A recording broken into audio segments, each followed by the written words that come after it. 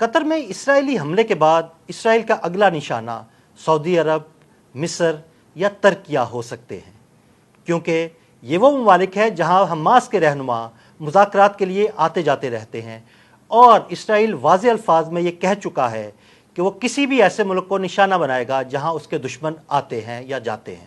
اس بارے میں عامر رضا میرے ساتھ موجود ہیں، ان سے بات کرتے ہیں۔ جی عامر بھائی، اسرائیل تو یہ واضح الفاظ میں کہہ چکا ہے کہ وہ کسی بھی ایسے ملک کو نشانہ بنائے گا جہاں اس کے دشمن آتے جاتے ہیں، تو کیا اسرائیل کا اگلا نشانہ سعودی عرب، مصر یا ترکیہ ہو سکتے ہیں؟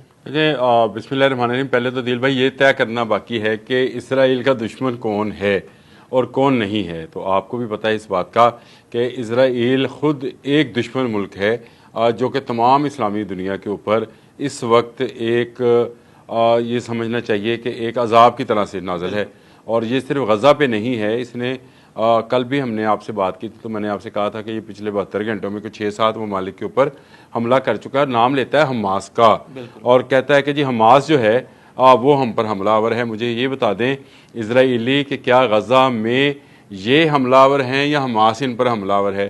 آپ کوئی بھی بہانہ تلاش کریں، آپ بہانہ تراشتے ہوئے اس بات کا تو خیال رکھیں۔ کل نیتن یاہو کی 2 منٹ کی بات پر بھی ہم نے ایک ویلاگ کیا تھا، اس میں بھی یہ بات سامنے آئی تھی کہ وہ بار بار پاکستان کا نام لیتا ہے، وہ بار بار حماس کا نام لے رہا ہے، اور آپ نے آج صحیح نشاندہی کی ہے کہ اس کا اگلا نشانہ سعودی عرب ہو سکتا ہے۔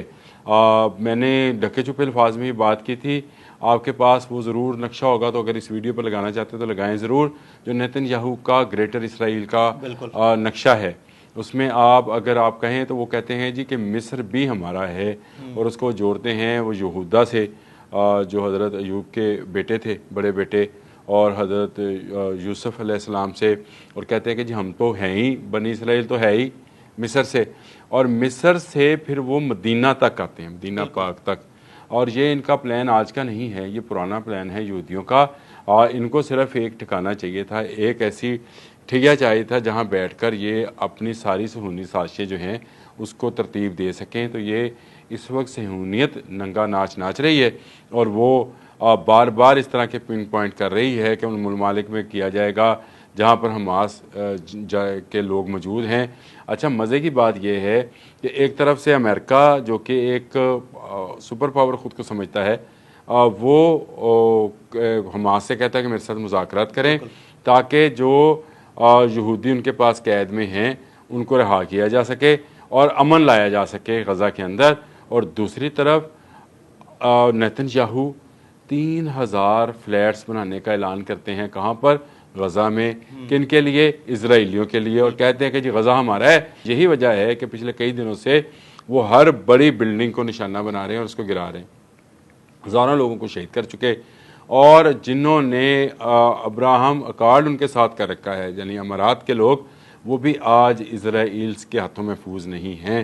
تو آپ نے تو نام لیا سعودی عرب کا، ترکی کا، مصر کا، تو میں نے آپ کو بتا دیا کہ ترکی پر یہ حملہ اس لیے نہیں کرے گا کہ ترکی ایک تو نیٹو کا رکن ملک ہے، دوسرا ترکی خود جدید دفاعی ساز و سامان بنانے والا ملک ہے، اور یہ جو جدید دفاعی ساز و سامان ہے یہ بہرحال اس وقت اسرائیل سے بہتر ہے۔ بالکل، امریکہ سے چاہے 1 پوائنٹ نیچے ہی ہوئے گا، لیکن جو اسرائیل کی اپنی صنعت ہے دفاعی صنعت، اس سے یہ بہتر ہے۔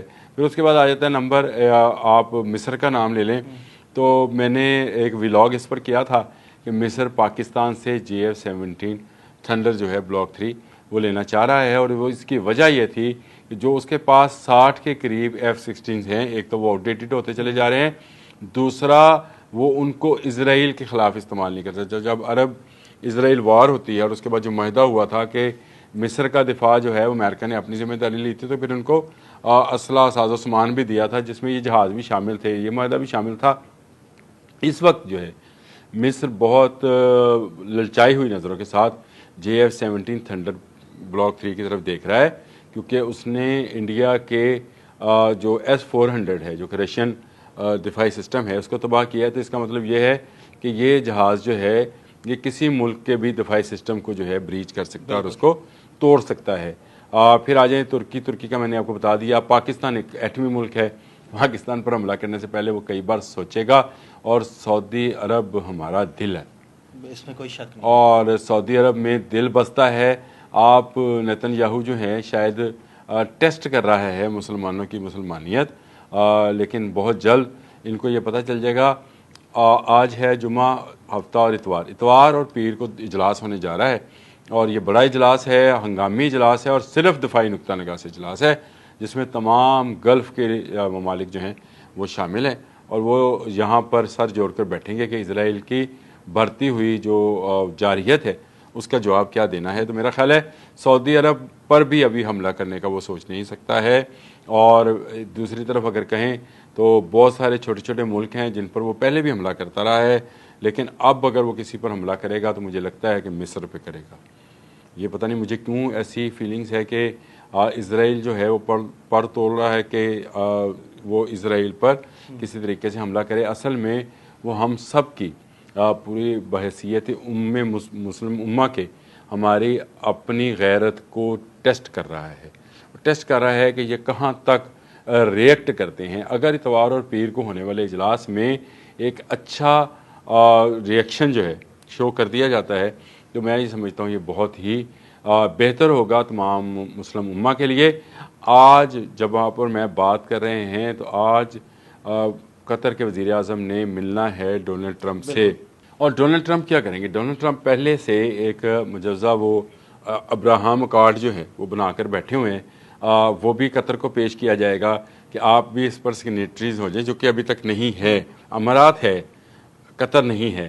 اگر تو قطر کے وزیر اعظم آج اس پر سٹینڈ لے گئے اور انہوں نے سائن نہ کیا اور اتوار کو ہونے والے اجلاس میں, دوحہ قطر میں ہی یہ اجلاس ہے, شامل ہوئے, تو یہ زیادہ بڑی کامیابی ہوگی, کیونکہ یہ ایک طرح سے اسرائیل کو جواب ہوگا کہ تم نے اگر یہ اپنی جارحیت اسی طرح سے جاری رکھی تو مسلم دنیا جو ہے وہ اکٹھے ہو کر تمہارا جواب دے گی, اور مسلم دنیا اکٹھے ہو کر جواب دے گی تو اسرائیل کی شرارتوں سے اور اسرائیل کے جو عزائم ہیں ان سے بچا جا سکتا ہے. میں یہ سمجھتا ہوں کہ بہت ہی اہم اگلے آنے والے 2-3 روز ہیں. آج جمعہ ہے, جمعہ, ہفتہ, اتوار اور پیر 2 دن کا اجلاس ہے. اس کے بعد اعلامیہ جاری کیا جائے گا.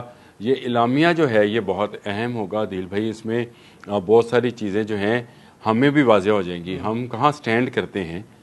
میں سارے ملکوں کی مسلم امہ کی بات کر رہا ہوں کہ ہم لوگ کہاں سٹینڈ کرتے ہیں. کیا ہم اسی طرح سے ایک کے بعد ایک پر حملہ جو ہے برداشت کریں گے, یا ایک پر حملہ سب پر حملہ جو ہے اس کی تھیوری پر جائیں گے؟ اگر اس تھیوری پر جاتے ہیں تو پھر پاکستان زیادہ امپورٹنٹ ہو جاتا ہے, اور پاکستان جو ہے وہ لیڈنگ فرام دا فرنٹ آ جائے گا, کیونکہ ایک بعد ملک ہے جو ایٹمی قوت ہے, اور ایٹمی قوت کے ہونے کے ناطے پاکستان کا یہ فرض بنتا ہے پھر وہ اس مسلم امہ کو لیڈ کرے, اور پاکستان اپنے سے بڑے دشمن اور اپنے سے زیادہ جو سمجھے جاتے ہیں کہ زیادہ مہلک ہتھیار رکھتے ہیں, اسرائیل, ان کو شکست دے چکا ہے. ان کے تمام سسٹمز کو, ان کے تمام ڈرونز کو, ان کے تمام میزائل سسٹمز کو اور ان کے تھنک ٹینک کو پاکستانیوں نے شکست دے رکھی ہے.